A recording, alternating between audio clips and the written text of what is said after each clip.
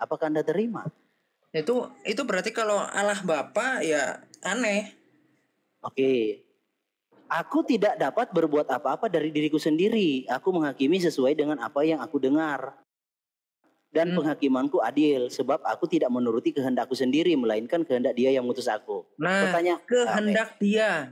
Oke, jadi kehendak Dia. Oke, jadi sekarang menurut Anda Dia itu siapa? Bapa, oke. Terus? Bapa. Sekarang ayat 26.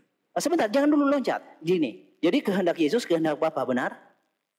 Kehendak Yesus ya ada. Jadi kehendak Yesus itu. Sebentar. Kehendak Yesus itu ya, berdasarkan kehendak Bapa. Jadi satu sumber.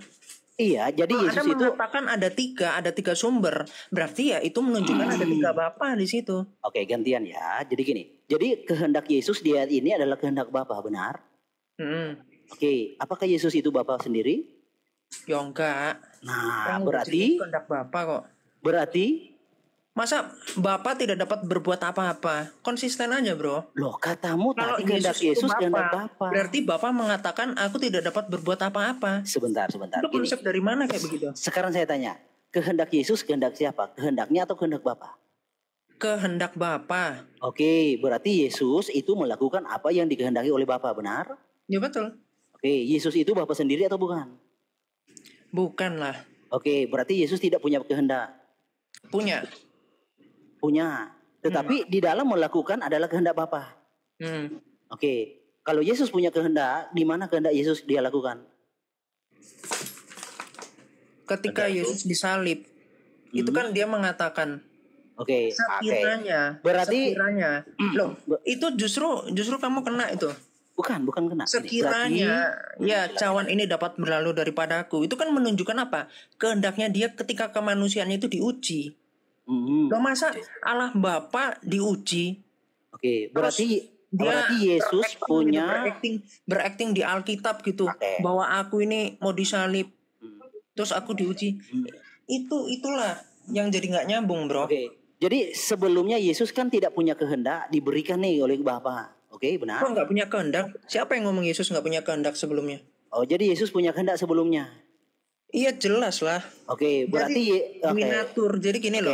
Duinatur itu nggak bicara tentang cuman jangan dulu ke natur. Dinyatakan kepada sang anak, bukan. Nah, jangan dulu ke duinatur. Pernah nggak Yesus melakukan kehendaknya? Loh ya jelas. Iya, kapan? Di ayat mana? Misalkan makan minum susu. Emang itu Bapa yang minum susu? Bukan. Itu jelas kemanusiaannya. Pernah Yesus tidak melakukan kehendaknya. Gini aja. Ini kalau layarku error ya. Jadi gini.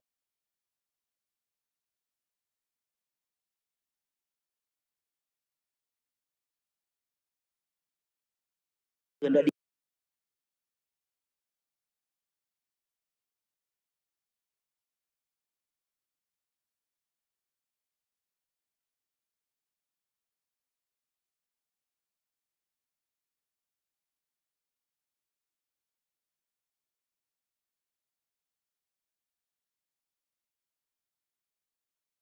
Kok dua kesadaran? Lah, kehendakan itu apa? Satu kesadaran. Loh, kalau satu kesadaran, bagaimana kamu bisa berkata Yesus punya dua kesadaran? Dua kesadaran itu nanti unitarian, Nestorian. Kalau kamu mengatakan hanya punya satu kesadaran, berarti kehendak Bapa yang terjadi atas Yesus. Itu makanya saya tadi bilang duinatur. Ya, saya tanya lagi. Yesus punya. Saya error. Aku bisa naik terus. Apa bukan. terus naik lagi nggak? Bukan. Gini. Ya, selama lo fokus dalam dialog ya bisa gua janjikan lo. Gini. Bentar. Ini layarku error, cuman kayak fotonya Pak Amir doang. Jadi kayak ininya nggak kelihatan. Oh, ya udah. Ya udah, lo turun dulu terus naik lagi coba. Pak Amir standby ya. Oke. Tenang, ada Kores di sini, juru damai, hakim yang adil, gua aman. Dan gua akan mencoba ini ya. Ini Kiamat sama Herdi juga mungkin mendengar. Kalau ditanya, masing-masing saling nanya, itu dijawabnya gua harapkan tuh langsung gitu. Berarti iya gitu. Kalau enggak berarti tidak. Nah kayak gitu loh. Baru penjelasan. Kasih sama gua tuh Malikil biar lari lagi. Ya udah, boleh. Jadi di ya dan tidakkan dulu baru penjelasan gitu. Jangan penjelasan dulu terus ya dan tidaknya lupa gitu. Lanjut. Kehendak, berbicara kehendak itu kesadaran. Nah kalau ditanya Yesus punya dua kesadaran, punya berapa kesadaran? Kalau Yesus punya kehendak, harus jawab dengan tegas. Berarti punya dua kesadaran. Tunggu lu coba dulu open cam baru ngomong. Udah jelas. Oh, enggak, open camnya bisa? Enggak. Ini akun kecil. Oh, ya wes lah lanjut. Yang itu pada kena report. Nanti siang bisa buka. Ya, jadi gimana mau dua kesadaran itu konsepnya gimana, Bro? Oke, kan berbicara kehendak itu berbicara kesadaran. Karena bisa berkehendak, artinya punya kesadaran. Itu kan bicara dunatur. Oke, jadi Yesus punya dua kesadaran begitu. Dua kehendak. Iya, dua kesadaran itu sama dengan dua kehendak. Enggak, beda lah. Loh. Nah, dua kesadaran itu dua manusia, kayak dua manusia. Lah kan dua kehendak kan sama aja, Bro. Ya enggak. Loh. Jadi perkataannya nih, jadi kehendaknya ini ada dua. Oke. Yaitu kehendak dia yang sebagai manusia yang nggak bisa dicampur baur. Nah iya, itu namanya kesadarannya dalam kemanusiaan. Kehendak Bapa itu. Jadi kemanusiaannya dia betul-betul diuji. Iya. Yang kemudian kehendak Bapa itu dinyatakan. Oke. Jadi kesadaran dalam manusia, dia makan dan minum itu kehendak. Betul. Oke. Lalu dia kesadarannya dalam menghakimi adalah kesadaran ilahi, benar? Kehendak ilahi. Nah, Bro harus menjawab kalau ditanya Yesus itu punya dua kesadaran. Iya, dua kesadaran. Ya beda loh kok kesadaran. Kalau satu kesadaran berarti satu kehendak. Bagaimana satu kesadaran dua kehendak? Itu di mana cara menjelaskan? Bahasanya itu. Iya, silakan. Ya, bahasa saya itu bukan dua kehendak. Lalu berapa kehendak? Oh, sorry, bukan kesadaran, tapi kehendak. Iya, silakan. Baru bangun saya. Oh, iya. Harus ngerjain codingan banyak. Oh, coding. Jadi udah lanjut. Jadi dua kehendak. Dua kehendak. Jadi Yesus punya dua kehendak. Satu kesadaran. Itu coba pribadi. Bro, jelaskan kepada saya bagaimana dua kehendak itu ya bisa disebut satu kesadaran. Itu bagaimana cara menjelaskannya? Artinya kan dua kehendak itu kan punya dua keinginan tuh. Nah, bagaimana mungkin punya dua kehendak itu tetapi satu kesadarannya? Artinya Yesus mungkin kok. Iya, maksudnya coba jalan. Gini, ketika dia makan itu kehendak Bapa atau kehendak kemanusiaan sang anak? Nah, untuk merealisasikan kehendak itu kan butuh jiwa kan, benar? Butuh jiwa dan roh. Berarti Yesus itu punya dua jiwa begitu? Punya dua kehendak. Aduh. Iya, dua kehendak itu. Gini. Satu. Sebentar, Bro. Orang itu bisa berkehendak karena dia punya roh dan punya jiwa, benar? Iya. Benar ya? Nah, kalau Yesus punya dua kehendak, otomatis Yesus itu harus punya dua roh dan punya dua jiwa, benar? Gini loh, di Alkitab itu kan nggak dijelaskan jiwanya itu seperti apa ya. Kalau saya bisa jelaskan jiwa Yesus itu jiwa Bapa. Oh, oke. Berarti kalau Yesus itu apa butuh susu ya ketika Iya, Bapak itu tubuhnya, betul. Ya, kaprul itu. Iya. bukan soal kaprulnya, Bro. Bapak butuh susu. Bukan soal kaprul. Keilahian itu makanya kamu nggak bisa kamu mengkategorikan itu. Keilahiannya Bapa itu malah butuh susu. Oke. Minimal gitu loh. Kamu warnes itu minimal itu kamu mendunaturkan itu. Jadi Bapa ini itu kemanusiaan. Pak Amir, besarkan layar saya, Pak Amir. Dikatakan Bapa yang butuh susu, keilahiannya ya. Oke, saya kan bisa mempertanggungjawabkan. Tunggu. Ya, itu pertanggungjawabannya, Her. Iya, saya kan bisa mempertanggungjawabkannya. Nah, sekarang Anda harus sebentar. Anda harus bisa mempertanggungjawabkannya. Jika Yesus itu punya dua kehendak, orang yang bisa berkehendak itu orang yang punya roh, punya jiwa. Berarti Yesus kalau punya dua kehendak, punya dua roh, punya dua jiwa. Itu loh. Nah, di dalam jiwa itu konsep dari mana, Bro? Lah, kan dua kehendak. Kok dua roh dua jiwa itu konsep dari mana itu? Coba tunjukkan dalilnya tuh. Saya jelaskan bahwa Yesus itu punya satu jiwa, punya satu roh. Jiwa Bapa dan roh Bapa. Nah, lihatlah itu hambaku yang kupilih, yang kukasihi, yang kepadanya jiwaku berkenan. Jadi Yesus jiwa Bapa. Aku menaruh rohku dan roh Bapa. Makanya saya bilang Yesus itu satu kehendak. Itu jiwaku ditaruh. Jadi itu kehendak Bapa itu ditaruh. Itu sama seperti Ulangan 18 ayat 18 itu. Oke. Nah, sekarang pertanyaannya, apakah Yesus punya 2 jiwa? Oh enggak. Ya, terus berapa jiwa? Ngomong 2. Sekarang saya tanya, Yesus ada berapa jiwa? Yesus ada berapa jiwa? Kepada sang anak. Enggak, saya enggak akan ngomong ada 2 jiwa. Ini kan ngawur. Bukan. Kalau kamu membuat seperti itu. Nah, kalau kehendak, kalau punya 2 kehendak. Supaya kamu clear. Bapa itu sempat dibawa malaikat. Allah Bapamu. Iya, dia merendahkan diri. Tubuhnya. Sempat dibawa malaikat. Jadi iya. ada malaikat. Jadi malaikat itu lebih tinggi ya daripada Allah Bapa itu. Iya, dia buat tubuhnya dibuat lebih rendah. Konsepnya begitu. Enggak, sekarang kamu kan ngomongnya kan kok tubuh gimana sih? Iya kan tubuhnya yang dibuat lebih rendah. Allah Bapamu itu loh. Iya, itu tubuh Bapak. Kiamat ini belum nangkep. Gini nanya Kiamat. Herni, tubuh itu Bapak juga bukan? Tubuh daging itu Bapak juga bukan? Iya, Bapak. Nanti kamu. Nah, itu jawabannya Kiamat. Tubuh itu Bapak juga soalnya. Bahas batu Allah aja. Nanti batu penjuru sama batu Hajar Aswad kita bandinginnya nanti. Ini loh. Nah, daging Yesus Kiamat. Pahami dulu, daging Yesus itu Bapak juga untuk Herdi. Nangkap ya? Ya. Jadi gini, yang saya tanya ini sebentar. Mengatakan Allah Bapa itu punya kelamin. Kemarin udah mengatakan. Iya, benar. Yesus kan disunat. Dari kelaminnya itu cuman laki-laki atau sama perempuan juga. Iya, berarti kiamat. Iya, artinya kiamat punya Allah yang tidak punya kelamin dan punya Allah yang punya kelamin, benar? Loh, kok Allah kok pakai kelamin gimana sih? Oh, berarti Yesus bukan Allah bagimu. Loh, itu kemanusiaannya. Nah, iya, kemanusiaannya kan bukan Allah bagimu mengatakan Allah berkelamin itu kan kamu. Sedangkan saya kan ngomong kemanusiaan yang adalah yang mengenal. Iya. Berarti kiamat menganggap kemanusiaan Yesus bukan Allah, benar?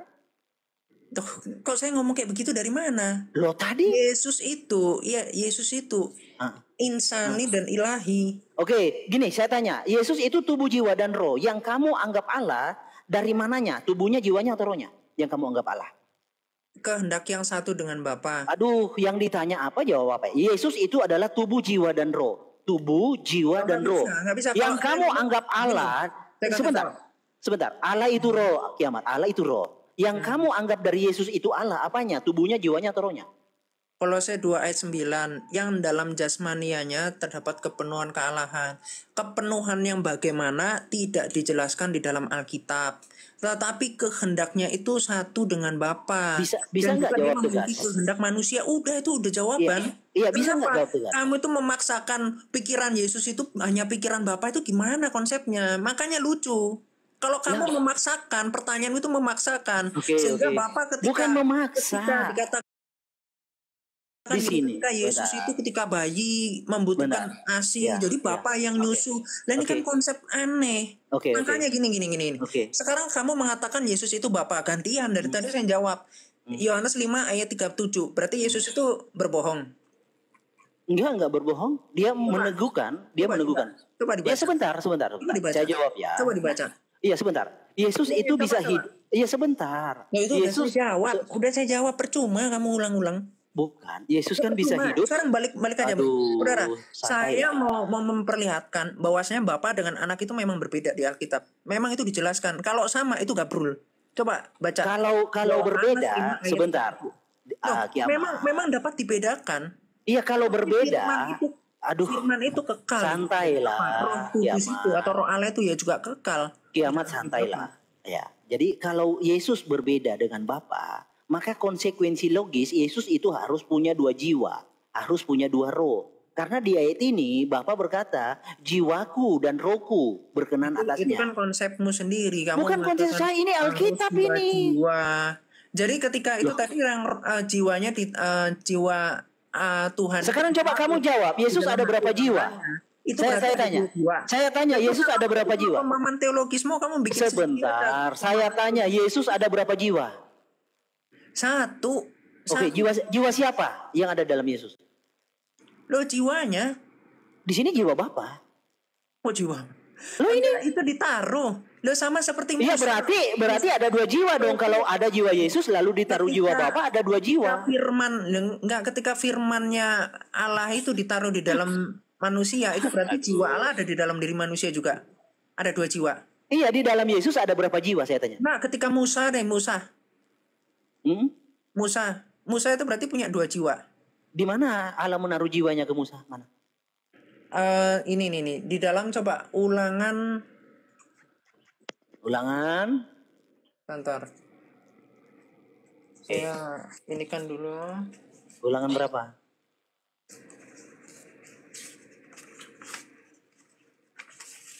Coba itu roh ya, kalau nggak salah.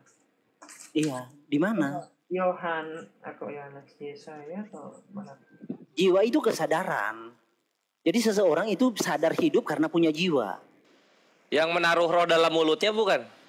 Lah itu roh bukan jiwa. Kesadaran ini. Jiwa berbicara kesadaran. Roh aja deh, roh. Jiwa yang saya tanya. Nawar. Yang mana nih? Gue tahu kalau yang itu. Kalau roh banyak, Tuhan menaruh roh kepada siapapun rohnya. Nanti ada 2 roh, itu aja dulu aja, simpel aja. Berarti bukan 2 roh, kita berbicara jiwa. Bukan 2 roh. Kalau roh itu ditaruh ya konsisten. Kamu kan gini. Yang saya tanya itu jiwa. Kalau jiwa, itu sama aja. Kalau di situ ditaruh roh berarti ada 2 roh. Kalau taruh jiwa berarti ada 2 jiwa. Gitu kan pemahaman. Berarti Yesus punya 2 jiwa, 2 kesadaran begitu. Itu pemahamanmu. Loh, kok saya tanya kamu? 2 kehendaknya. Tetapi iya, jiwa. Iya, karena ada jiwa, ada kehendak. Tanpa ada jiwa nggak ada kehendak. Karena jiwa itu berbicara kesadaran. Jiwanya satu. Jiwanya jiwa siapa? Jiwa kehendak. Oke. Itu kehendak Bapa, kehendak yang harus dinyatakan sang anak. Oke. Jiwa Yesus, jiwa siapa? Jiwa Yesus ya jiwa Yesus. Loh, ini jiwaku, jiwa Bapa katanya. Itu kan menyatakan kehendak anak ini loh, yang kehendak Bapa yang dinyatakan sang anak. Iya, di sini bukan itu. Iya, kehendak itu akibat dari jiwa. Begini ya, urutannya ya, tangganya ya. Jadi ada jiwa dulu baru ada kehendak. Nah, di sini adalah jiwa Bapa. Berarti kehendak Bapa. Nah, kamu kan mengatakan Yesus itu sebentar. Saya ini kan ayat apa fullnya. Coba itu di mana? Matius 12 ayat 18.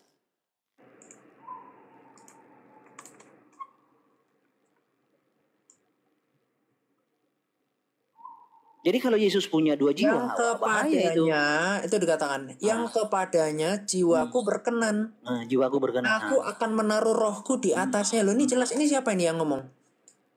Iya, ini dalam Yesaya kan ini nubuatan. Siapa? Iya, nubuatan. Iya, siapa? Iya kan Bapa yang berbicara. Bapa kepada anak toh? Iya. Lah ya, beda toh?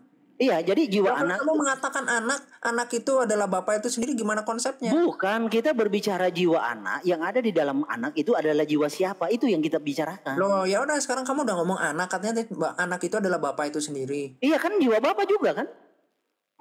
Nah iya, kamu ngomongnya anak itu adalah Bapa itu sendiri. Iya, anak itu Bapa itu karena kenapa? Yang menaruh jiwanya itu, yang menaruh kehendaknya itu kan Bapa, bukan anak itu sendiri. Anak itu disebut Bapa karena di dalam anak itu baik roh maupun jiwa adalah jiwa Bapa. Berarti anak itu dikatakan Bapa tidak dapat berbuat apa-apa dari dirinya sendiri, itu berarti gimana konsepnya? Bapak tidak ada, anak tidak bisa berbuat apa-apa. Itu sebentar. Bapak tidak dapat berbuat apa-apa dari dirinya sendiri. Bukan. Jangan kamu di satu sisi kamu lompat ke saya jelaskan. Inilah supaya berkembang. Itu poin 1 ya buat Herdi ya, soal jiwa tuh. Jiwa tuh 1 tuh, jiwa dari Bapak. Sekarang masuk ke yang di bawah kiamat. Tadi apa tuh yang di bawah kiamat? Yang masih nyambung. Anak. Silakan. Oke. Iya, sekarang itu loh. Bapak kok nggak bisa berbuat apa-apa dari dirinya sendiri? Ini konsep gimana? Bukan gini. Saya jelaskan ya. Kenapa yang berkepala 3? Tadi kan Anda ngasih gambar tuh yang berkepala 3. Nah, yang berkepala 3 itu Anda sebetulnya. Oh enggak. Anda. Anak ini bisa jadi bapak, bisa jadi anak lagi. Itu kan Anda. Bukan anak bisa jadi bapak. Nah, sekarang ya udah.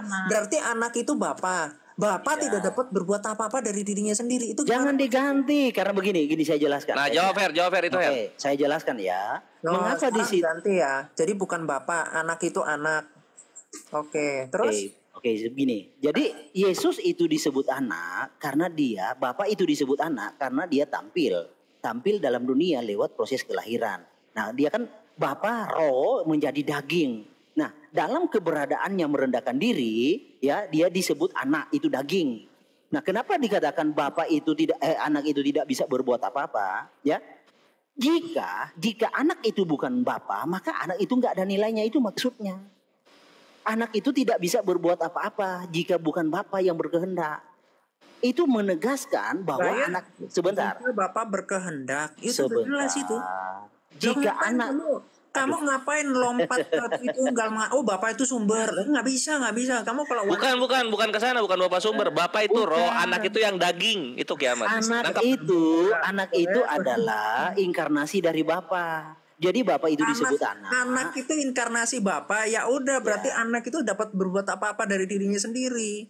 Kalau makanya ditegaskan jika anak itu bukan Bapa, maka anak itu tidak ada nilainya. Itu maksudnya. Loh iya, berarti Bapak kan sumber di situ. Kalau anak itu, anak kalau berbuat dari Bapak, berarti Bapak sumber. Ini ayatnya ya, ayat 26. Ya. Oke, gimana sih? Bukan. Coba gimana konsepnya? Coba. Tadi kan udah clear kan. Atau gini aja. Sebelum Yesus, Bapak itu di bawah malaikat. Tadi udah Anda akui. Ya kan? Ya. Sekarang anak itu kepalanya ada 2, ada anak, ada Bapak. Oke? Enggak ada. Iman kami Yesus itu adalah Bapak itu. Kamu mengatakan Bapak itu ketika lahir itu anak, ya udah berarti kepalanya 2. Bapak itu bisa jadi anak juga. Oh, jadi menurutmu Bapak itu punya rupa, anak punya rupa begitu? Itu menurutmu. Loh saya itu konsisten loh. Gini. Mazmur 2 ayat 7. Di situ yang dikandung, yang diperanakan hari ini apa? Ya firman yang keluar. Jelas. Berarti anak sejak kekalan sudah ada begitu. Anda gini. Tadi saya sempat perhatikan. Ini argumennya lari kemana-mana. Coba yang satu. Apa yang mau dibahas? Anda juga fokus lah. Ya, fokus. Mau bahas yang mana? Coba. Mau fokus. Jadi ketika firman itu diutus, firman itu keluar, dia punya kesadaran. Oke. Kita mulai dari situ. Firman itu diutus. Sebentar. Kita mulai dari situ. Firman itu diutus. Nah, saya tanya, firman itu Bapak itu sendiri atau Allah lain selain Bapak? Hakikatnya satu. Bukan, saya tanya, firman yang diutus itu adalah sebentar dulu.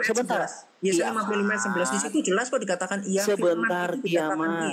Aduh, sebentar. Saya langsung Alkitab aja ayat. Iya, itu kan firmanku. Nah, saya ingin tanya, firmanku itu Bapak itu sendiri atau Allah lain selain Bapak? Loh, jelas beda. Orang Bapak. Berarti Allah lain selain Bapak. Bapak mengutus firman-Nya kalau yang saya tanya firmanku itu saya bilang Bapak hakikatnya satu. Saya bilang hakikatnya satu, tetapi ketika firman itu keluar dia menyatakan kehendak Bapak. Iya, yang saya tanya firmanku yang dijawab kok masih ulang. Kamu enggak jawab. Dia udah jawab, Malikil dia udah jawab, itu beda Allah yang lain ya. Oh, Allah yang lain. Ya udah cerita.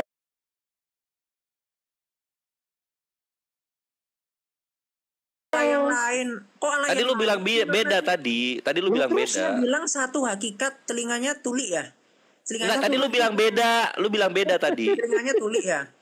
Makanya gini jawabanmu itu ambigu. Itu kesadarannya berbeda antara bapak dengan anak. Oh iya, berarti punya 2 kesadaran, berarti triteos. Kok 2 kesadaran triteos, konsepmu gimana? Nah, tadi katanya Allah itu adalah sesembahan. Sekarang saya tanya, menyembah Yesus kesadaran, apakah kemudian ada 2 Allah di situ? Kesadaran firman dan kesadaran Bapa sama enggak? Beda. Oh, ya udah triteos. Udah. Konsepnya itu apa? Terminologinya apa? Teos itu apa terminologinya? Kan sesembahan. Apakah kehendak ilahinya itu beda? Apakah kehendak ilahinya beda? Coba. Jadi sekarang gini. Anda jawab. Kalau Anda mau ngomong triteos, kehendak ilahinya beda atau tidak? Beda kalau triteos. Beda. Wah, oke, Mas, sekarang masuk lagi Anda keranjang. Buktikan ke saya kehendak ilahinya Yesus dengan Bapa itu beda. Coba. Nggak ada satu kehendaknya. Oh, kok sekarang ngomongnya satu? Ya satu berarti satu Allah saja. Nah, sekarang Malikil yang bingung. Jadi kalau dari kiamat itu kehendak tuh dua, kehendak insani, kehendak ilahi gitu loh. Bentar. Jadi ketika firman itu dikatakan Allah, ya lalu dikatakan Roh Kudus itu Allah, Kisah para Rasul 5 ayat 3 sampai 4. Itu jelas. Aduh, udahlah jangan pedangan ayat. Aduh, gimana sih? Loh iya. Gini, jangan pada sebentar. Kiamat, santai aja kiamat gini. Sebelum firman itu sebentar. Sebentar, santai. Ada tiga Allah. Jadi sempat kayak ini misalkan Siwa perang sama Brahmana gitu. Jadi ada dua yang berbeda. Kiamat bisa gantian nggak bicara? Bukan hakikat. Loh itu Anda itu saya minta beban pembuktian ke Anda. Iya, bisa gantian nggak bicara? Iya. Bisa gantian nggak? Iya, saya gantian. Tapi Anda jawab. Anda tunjukkan. Tadi Anda mengatakan, ada triteos. Berarti kehendaknya, jadi kehendak bukan iman kamu triteos. Loh, makanya saya tanya, berarti ada 3 kehendak ilahi yang berbeda. Oh iya, Anda katakan begitu. Mana? Buktikan. Udah, lalu Anda bingung lagi. Anda ngomong, enggak satu. Loh gimana sih? Ngomong triteos tapi kok cuma satu. Her lu nangkep ya. Lu tuh jawab tuh. Ada kehendak ilahi ini. Ini kehendak ilahi nih. Jadi gini kiamat ya. Dengar baik-baik. Pada mulanya belum ada ciptaan ya. Yang ada itu hanya Bapa itu sendiri. Satu kehendak. Nah, jika Anda percaya bahwa Bapa itu sendiri pada mulanya dan hanya ada satu kehendak, lalu ya yang transenden itu menjadi daging menyatakan diri, tentu satu kehendak itu yang ada. Nah, masalahnya Anda tidak menerima bahwa yang kelihatan itu bukan yang transenden itu, bukan Bapa itu. Anda mengatakan bahwa dia adalah jenis yang lain, punya kehendak sendiri. Nah, artinya sejak kekekalan berarti ada kehendak yang berbeda. Itu namanya triteos. Tetapi masalahnya sebentar dulu. Aduh, nggak nyambung. Baru berapa kalimat sebenarnya kamu udah keliru loh. Jadi kamu mau mengatakan triteos itu jadi bebanmu. Kamu buktikan ada 3 kehendak yang berbeda. Orang Yesus mengatakan kehendaknya itu adalah kehendak Bapa kok. Aku tidak dapat berkata apa-apa dari diriku sendiri. Masa kamu mau ngomong, ada 2 nih, ada 2 kehendak yang berbeda, yang bertentangan, gimana konsepnya? Ayolah waras. Oke.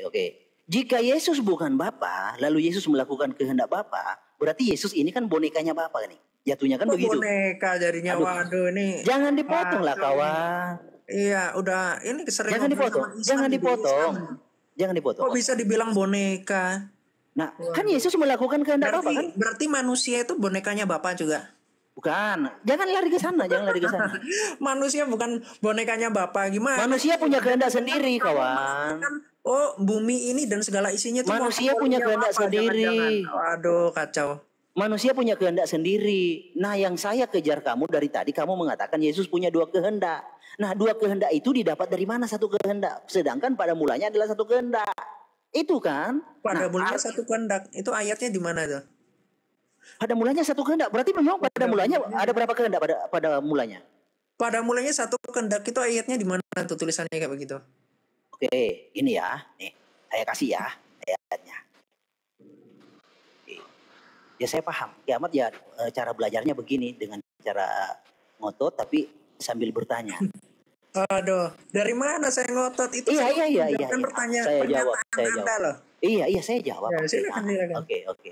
Nah, jadi pada mulanya beginilah firman Yod-Heh-Vah-Veh penebusmu yang membentuk engkau sejak dari kandungan. Akulah Yod-Heh-Vah-Veh yang menjadikan segala sesuatu yang seorang diri. Jadi satu kehendak.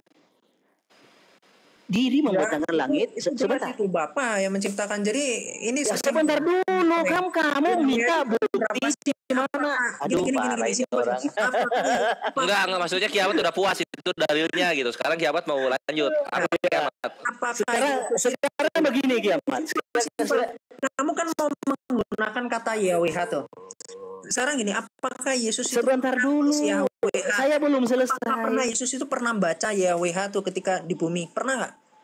Iya pernah. Ketika ditanya, guru hukum apa yang itu tahun berapa? Coba? Gimana sih ini? Ini diskusinya kayak ubi jalar merembet kemana-mana sampai udah kena itu. Iya, karena kamu udah kena di situ. Kenanya di mana? Ngomong YHWH itu satu itu sendiri. Sedangkan YHWH itu buatan mana? Tahun berapa?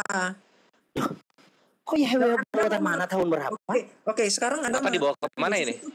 Iya, ini diskusinya kayak apa sih? Nggak nyambung kan? Nggak nyambung panik ya? Ini. Ya, Yahweh itu pernah dibaca Yesus kan kamu bilang iya. Coba sekarang tunjukkan ke saya di manuskrip abad pertama ya, atau misalkan sebelum Masehi mana yang tertulis Yahweh ya. Coba tunjukkan. Ini aku belajar tentang manuskrip loh. Kalau kamu apa ini lu PB atau PL yang lu tanya ini? PL. Okay. Kalau Anda bisa nunjukkan saya manuskrip PL ada tulisan Yahweh, saya langsung wanes nih. Oke, manuskrip. Kamu mau manuskrip yang mana nih? Di perjanjian lama ya. Iya, mau manuskrip mana nih? Sebelum abad pertama. Oke. Oh, Qumran maksudnya DSS. Kalau itu itu Masoret itu Bible Hub. Bukan. Iya kan ada di sini. Pakai Masoret, kamu turun ke bawah, scroll ke bawah paling bawah. Iya, saya tahu. Saya tahu. Ya, iya, saya tahu kawan. Santai lah, santai ya, santai. Oke. Santai ya. Jangan kepanasan. Kita diskusi santai. Ada kepanasan. Bicara itu nggak teratur dari tadi kesana kemari. Santai. Oke. Kejadian 2 ayat 4. Oke kan? Di situ kan permulaan disebut nama itu kan. Nah, kita lihat dari mananya dulu. Oke. Ini dari Apostolic Interlinear ya, tapi dari WLC ada itu tahun berapa itu? Nah, kamu mau yang mana supaya saya carikan? Oke. Leningrad Red Codex itu tahun berapa? Kalau Paleo Hebrew gimana? 13 Leningrad. Kalau Paleo Hebrew gimana? Itu Paleo Hebrew itu kan bahasanya itu, tapi kodeks Paleo Hebrew itu sudah ada sebelum Masehi. Ya, kodeks apa? Kodeks WLC. Tahun berapa? Loh, kok tahun? Nah, sekarang kamu punya yang mana? Cuman bahasa mah saya sekarang juga bisa nulis bahasa tahun berapa, tapi apakah kemudian itu betul-betul tertulis, betul-betul ada di abad itu? Nah, sekarang kamu punyanya yang mana? Saya bawa nih Paleo nih. Ya udah. Ada Yotifafi nih. Yang paling tua itu apa sih? Ya, yang ada Yotifafi nih, Paleo. Manuskrip paling tua itu manuskrip apa? Kok ini jadi debat manuskrip sih? Loh, makanya saya bilang Yahweh itu nggak ada. Yesus pun nggak pernah dia baca YWH di zaman itu, di abad pertama itu nggak ada. Terus yang dibilang Musa Yotifafi itu namanya itu apa itu? Itu Masoret. Iya, yang disebut oleh yang disebut dari nol ini Masoret. Iya, sekarang kamu bisa buktikan nggak? Apa? Silakan. Buktikan apa? Iya, bahwa nama itu di Kejadian 2 dari menurut kodeks yang paling tua itu bukan Yahweh. Silakan buktikan. Bisa. Ya, silakan. Ya, tunjukkan. LXX. Ya, besarkan layarnya Pak Amir. Besarkan layarnya. Aku nggak bisa buka yang ini. Kok LXX itu Septuaginta? Aduh. Iya, Bre. Yang paling tua apa? Kok kamu ketawa? Kita berbicara tentang naskah Hebrew, bukan Yunani. Aduh. Kok gimana sih? Hebrew itu justru abad berapa? Abad 7 ya, abad 8. Bahkan itu nggak lebih tua dari Quran loh. Ini orang ngerti kan sih yang dibahas? Loh, kamu yang nggak ngerti. Oh, ngerti gue maksudnya. Jadi kalau lu bawa manuskrip Hebrew itu tuh abad 13-an, nggak ada yang tuanya. Makanya rujuknya Septuagint gitu. Kalau Paleo Hebrew itu sebelum Masehi. Itu. Paleo Hebrew itu sebelum Masehi. Loh, kok kamu ini ngomong bahasa kalau bahasanya tua itu nggak apa-apa. Ya, terus? Tapi manuskripnya itu lo tahun berapa? Manuskripnya sebelum Masehi Paleo Hebrew. Ini disalin ke dalam ini disalin ke dalam Hebrew modern. Kalau Paleonya ada. Manuskripnya apa? Ya Paleo Hebrew. Di sini kok Paleo Hebrew manuskrip? Gimana? Paleo jenis tulisan, Bre, bukan manuskrip. Manuskrip itu kertasnya, Bre, kertasnya. Oke, sebentar. Manuskripnya di sini nih. Bentar ya. Jadi masa kamu bawa Yunani? Ya, Yunani jelas nama itu kan manuskripnya. Oke. Kok manuskrip? Saya kasih tahu ya, yang digunakan di Bait Allah di abad pertama itu dalam bahasa Yunani. Oh, bukan bahasa Ibrani, begitu? Bukan. Oh, gitu ya. Tunjukkan. Oh.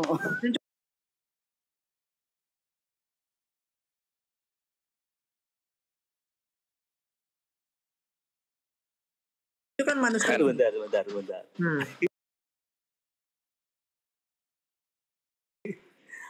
Kodeks Majority Septuaginta, bentar ya, saya carikan. Saya kemarin itu download sampai iya ditunggu 2000 tahun dari sekarang kalau bisa. Lah kalau dalam bahasa Yunani jelas nggak ada Yoteva. Gimana sih? Ya makanya itu Yahweh itu. Oh, jadi naskah Alkitab itu bahasa Yunani loh, bukan bahasa Ibrani, begitu? Nah, sih.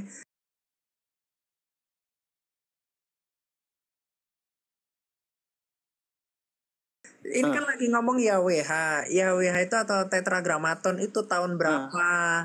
Oke. Nah, jadi Kejadian 2 ayat 4. Kejadian 2 ayat 4. Yahweh itu tahun berapa sih dicetus? Nah, gini, saya paham. Kamu kan mau membuktikan Kejadian 2 4 dari translate ke Yunani kan? Septuaginta kan? Itu kan terjemahan. Itu yang dipakai di bait Allah itu apa? Lah iya, itu terjemahan Septuaginta, saya tanya. Itu Septuaginta terjemahan dari apa? Nah ya itu memang di awalnya gini ya. Aduh ini parah ini orang ini. Kupikir dia mau menunjukkan ada Hebrew. Autografnya itu gini, makanya tunjukkan. Kok autograf? Tunjukkan ke saya kalau YHWH itu sudah ada sebelumnya. Tunjukkan ke saya. Nah sekarang Yunani itu diterjemahkan dari apa? Yunani diterjemahkan dari apa? Nah awalnya iya Paleo Hebrew. Tetapi mana Paleo Hebrew tulisan YHWH pada masa itu yang kemudian diterjemahkan? Ini loh. Ini. Yunaninya nggak ada YHWH. Ini kalau Paleo Hebrew tulisannya begini nih. Ini Paleo nih. Nah, ini tulisan Ibrani modern ini. Ini Yod He Vav He. Kodeksnya mana? Kodeksnya, aduh sebentar saya cari kodeksnya. Kodeksnya lagi, aduh mama. Parah ini orang ini. Kupikir dia mau bawa apa sebentar ya. Saya pernah download itu. Bentar ya. Iya. Sorry, sebentar. Saya punya bro. Saya punya kodeksnya. Oke, sebentar ya. Saya carikan kodeksnya. Paleo atau bentar ya. Paleo. Saya kemarin sempat download Paleo.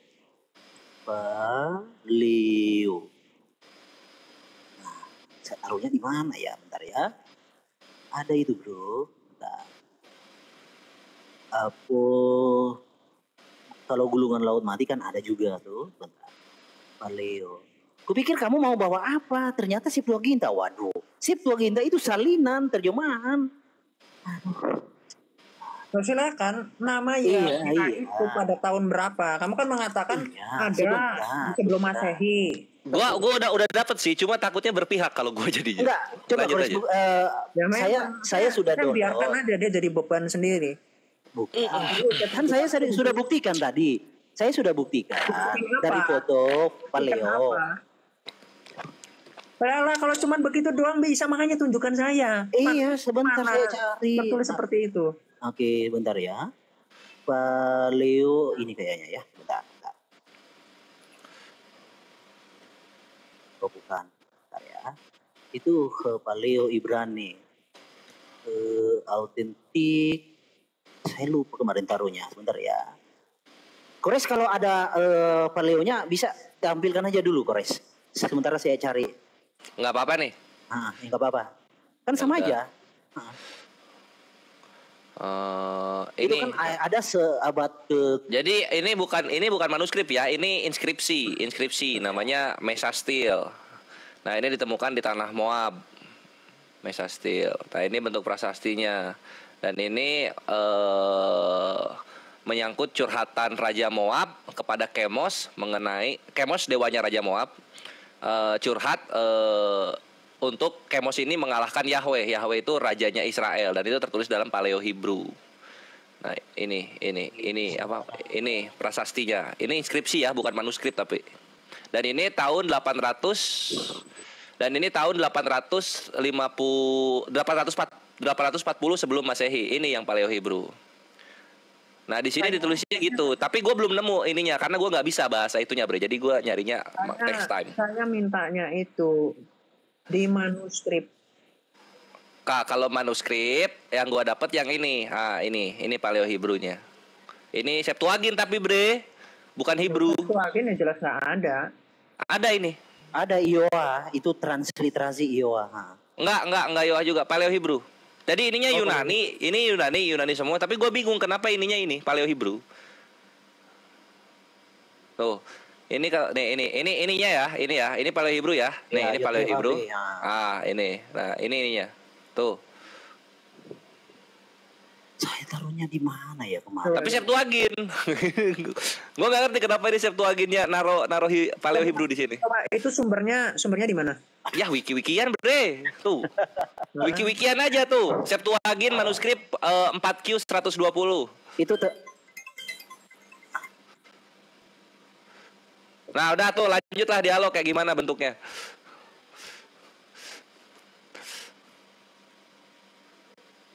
Ya tunjukkan aja. YHWH itu disebutkan di abad pertama itu oleh Yesus dan para rasul. Kalau itu ada, para rasul itu udah nulisnya di Perjanjian Baru itu udah YHWH.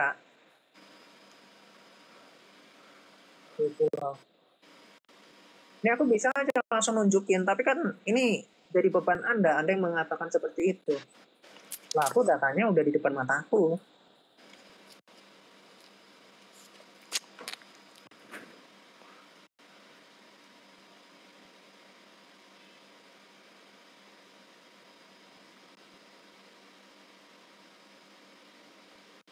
Garitik.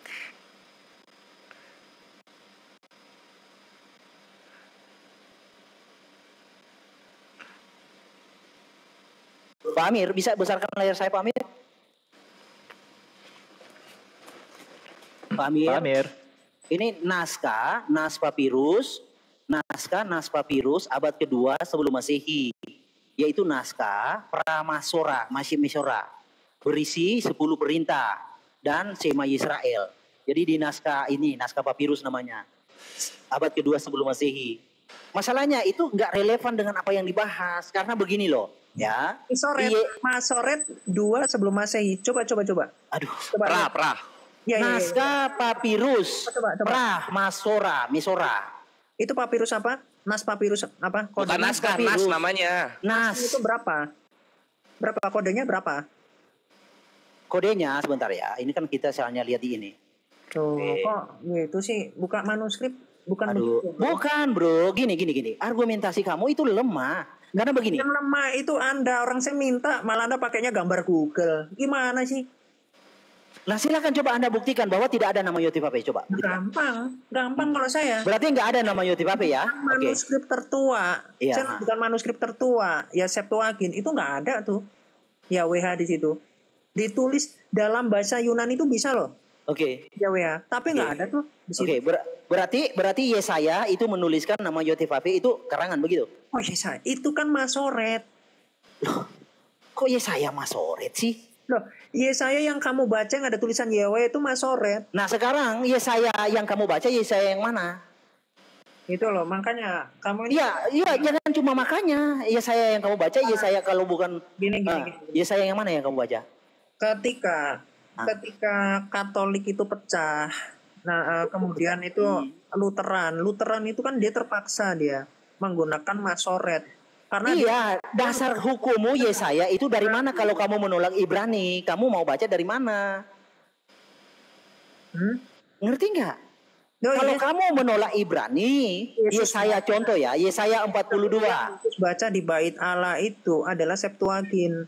Aduh bro, begini. Kamu kan nggak mau ke sana kan? Gini. Kamu merasa ketika Yesus nggak bacanya Yahweh terus salah gitu? Bukan, di sini Yesaya 42. Yotifape berkata. Manuskrip tahun berapa itu Yahweh? Ya ini sebelum ada Septuaginta. Aku ini Yotifape. Buktikan. Iya kan Septuaginta itu hanya 5 kitab. Nggak berbicara Yesaya. Nah sekarang pertanyaannya, di sini Yesaya menulis. Pentateuch enggak. Saya ngomong dari Kejadian sampai Maliaki itu loh. YHWH itu tahun berapa tulisannya? Itu ya, Pentatuk itu hanya 5 kitab. Selebihnya itu abad keberapa jadi? Itu abad keempat nanti ada bahasa Yunani Perjanjian Lama. Abad keempat? Iya, abad keempat. Abad keempat? Iya, memang abad keberapa? Coba kamu cek. Maksudnya komplitnya Septuagint gitu. Awal-awal cuma 5 kitab toh. Kitab Nevi'im itu ada kapan bahasa Yunani? Bukan ada abad sebelum Masehi, belum ada. Yang ada sebelum Masehi itu hanya 5 kitab itu. Nah, saya bawa ke dalam Yesaya Nevi'im. Di dalam Nevi'im Tuhan berfirman, aku ini Yod-Heh-Vav-Heh, itulah namaku. Kamu mau mengatakan, mau membawa kemana? Ke Septuagint. Itu nanti abad keempat. Gini. Jadi Anda ini campur adukan ya. Campur aduk? Antara, gini, Anda dengar. Ini lagi dicampur adukan antara manuskrip Septuagint itu ditemukan ya di abad keempat. Ya, yang dikumpulkan pada abad keempat, Anda campurkan dengan yang dibaca pada abad pertama. Para rasul itu bawanya apa sih? Yang mengabarkan jadi menurut kamu ini karangan Yesaya? Enggak, Anda kok karangan Yesaya sih? Lah terus? Kok Anda bawa itu YHWH itu? Oke, kalau kamu ini bukan YHWH, lalu ini siapa? Di luar Masoret itu ada YHWH. Tunjukkan. Iya, gini. Sekarang kalau ini bukan YHWH, nggak bisa tuh menunjukkan. Bukan soal nggak bisa, kamu buktikan. Makanya kalau bisa tunjukkan. Aduh, Pak, sampai besok ini pagi, sampai tahun depan pun nggak bisa Anda menunjukkan. Enggak, kalau nggak bisa kenapa? Kalau bisa kenapa? Coba. Ya, maksudnya begini loh, kalau ini bukan YHWH, nah bisa. Sebentar, Kiamat. Saya udah pastikan. LAI pun semua itu Wanes. Gini Kiamat, kalau ini bukan YHWH, lalu siapa ini? Aku ini siapa namanya? Itulah namaku, siapa namanya? Kalau bukan YHWH siapa? Loh, memang nggak dinamain. Iya, siapa? Coba kamu buktikan. Pak Amir kasih layar besar. Coba kamu buktikan. Iya, sebelum abad pertama juga. Coba kamu buktikan. Lalu ini namanya siapa? Kalau bukan YHWH siapa? Ngomong nama lagi. Kok bisa sih dikatakan? Loh, kita kan berbicara nama dari tadi. Ini Herdi nggak nangkep Herdi sekarang. Nggak ada namanya, nggak dinamain nggak ada namanya. Oke, di sini aku ini Yod-Heh-Vav-Heh, itulah namaku. Nah, dia kan menyangkal ini bukan YHWH. Nah, sekarang kalau bukan YHWH, siapa namanya di sini? Itu nggak ada namanya. Itu kata Kiamat nggak ada. Coba buktikan. Coba. Saya mau lihat kalau nggak ada namanya. Coba buktikan. Nah, silakan. Nah, memang makanya saya tunjukkan dari. Iya, coba buktikan. Nah, oke. Buktikan. Oke, Anda buka. Aku kan ini nggak bisa buka game nih. Anda buka di LXX. Oke, coba kita buka Yesaya 42. Nggak apa-apa, langsung aja di Genesis saja. Anda kan maunya. Bukan, saya bawa Yesaya tadi. Oh, tadi Genesis 4 tadi. Genesis 2 ayat 4. Nih, oke. Di sini. Ego Kurios. Loh, kok bukanya kok di Bible Hub gimana sih? Lalu bukanya di mana? Ya kamu buka, Pak Amir besarkan layarnya Pak Amir, coba dia buka. Nggak bisa open game saya. Loh, kok nggak bisa sih? Enggak, maksudnya lu buka di Bible Hub, cari LXX di bawah itu, lu scroll aja ke bawah. Oke,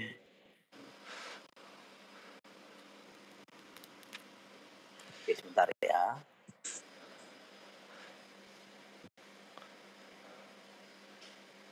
Jadi saya baru tahu loh, YHWH itu adalah nama yang diberikan Israel, orang-orang Israel kepada Tuhan.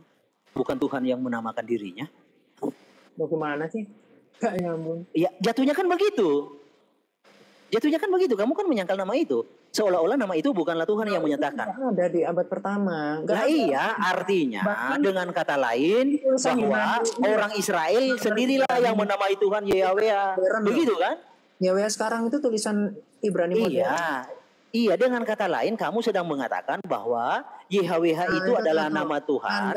Anda cek ya di Septuagint LXX ini, di situ tulisan itu Tuhan. Ada Septuagint. Kores, kamu punya Septuagint, coba bukakan. Oh ya, ada linknya, Bre, tunggu ya. LXX kan itu Blue Letter Bible. Webnya itu Septuagint. Coba Kores bukakan. Tunggu. Siapa namanya di situ? Kan ada tertulis namaku di situ. Nah, siapa namanya di situ? Lu lagi kepancing, lu bawa ke Septuagint ya. Lihat diri ntar. Blue Letter Bible-nya gue buka dulu. Oh ya, masih loading.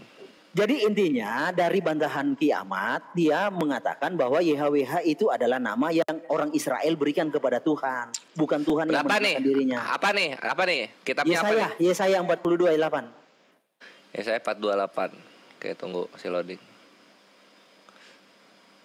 Padahal sudah dibuktikan dari tadi loh. Ya jadi maksud kiamat itu karena nggak ada namanya ya ngapain dibuktiin. Yang ngomong ada namanya itu yang membuktikan gitu loh. Bukan. Saya ingin mengatakan mengatakan bahwa kiamat itu. Ya, masalahnya mau sampai di manapun, Anda cari manuskrip manapun, itu nggak ada manuskrip tertua yang mengatakan Yahweh, nggak ada. Iya, berarti aja. Iya. Itu modern. Iya, artinya YHWH itu adalah nama yang diberikan oleh orang Israel kepada Tuhan kan, bukan Tuhan yang menyatakan namanya kan. Iya. Itu jatuhnya kan begitu. Coba buka. Saya berapa, Bre? Kalau di perjanjian lama itu cuman Adonai. Berarti... Ini udah Yesaya terus Yesaya 42 ayat 8. Enggak, sekalian kejadian 4 aja itu. Kejadian 4 nomor 1 ya. Saya dulu itu kan pengakuan Tuhan, itulah namaku. Katanya kan Pentateuch. Bukan. Kan Tuhan, saya ingin tahu komentar kiamat di situ Tuhan yang berkata itulah namaku, namanya apa? Itu loh. Kalau bukan YHWH lalu namanya apa? Kan Tuhan sendiri yang berkata di situ. Ya tunggu. Aduh loadingnya ini berat anjir webnya. Nah itu. Yesaya berapa tadi? 42 ayat 8. Oke, tunggu.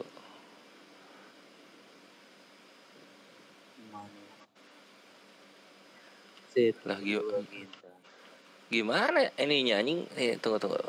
Yesaya Genesis 42 ayat 8. Mana layarnya gak ada, Gores? Tunggu, gua masih loading. Tuh. Ini menuju. Jadi nih Yesaya 42 8 ya. Nah, ini dah. Tuh. Apa tuh? Ego Kyrios Otheos Touto Pou Estin To Onoma Ten. Siapa? Jadi siapa namanya di situ? Ten Dosan Mou Etero. Oke. Jadi namanya Tuhan, begitu. Nah itu dia, lu kejebak sih lu. Jadi namanya Tuhan, oke. Itu kan translate, ya kan? Di situ orang Yos ditulisnya. Iya, itu berarti namanya siapa? Namanya siapa? Namanya Tuhan, oke. Benar? Ini dah. Yos. Jadi namanya Tuhan ya. Nah, ego Kyrios Otheos Touto Mou Estin To Onoma. Akulah Tuhan Sang Ilah dan itulah namaku gitu loh. Itulah namaku. Jadi namanya Tuhan. Apakah Tuhan itu nama? Ya itu maksud kiamat. Gak ada namanya. Iya, kenapa merujuknya Septuagint? Karena Septuagint manuskrip paling tua gitu loh. Oke. Jadi Septuaginta itu kan menyalin dari Hebrew. Bukan nama itu. Ya. Jadi itulah namaku. Memanggil. Memanggil. Ini ya.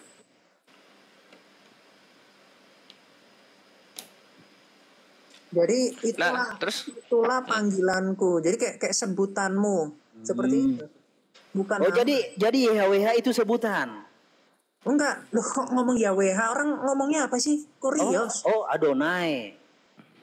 Memang naskah originalnya kagak ada ya?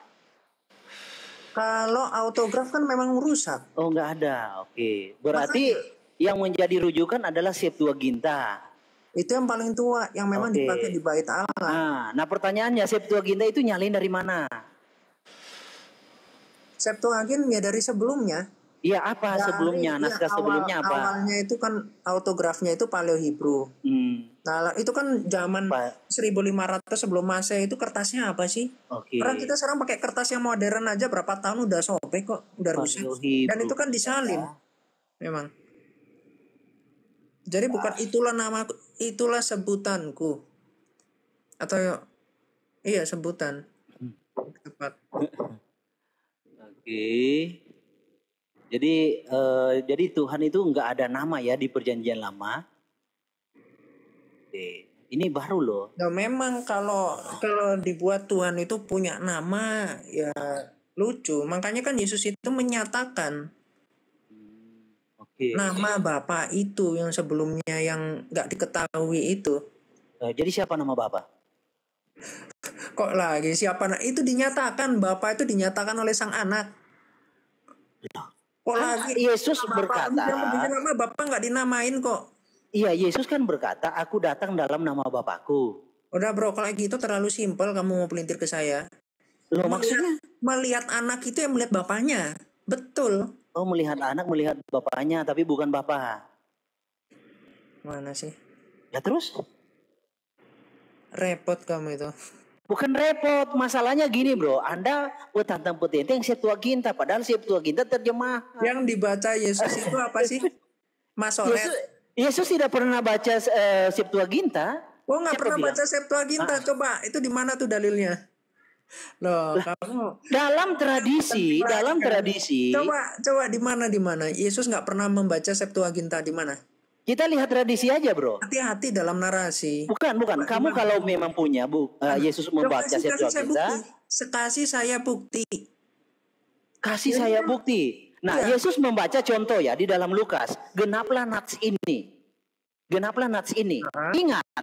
Yesus itu membaca di dalam sinagoga. Ya. Apakah orang-orang di dalam itu mengerti Ibrani mengerti Septuaginta? Nggak ngerti. Ya mereka harus dibacakan. Internasionalnya itu Yunani. Kok bahasa internasional sih? Gimana? Iya. Mau pelintir kamu ya? Oh. Ya coba kamu buktikan nih. Yesus membaca Septuaginta. Coba buktikan.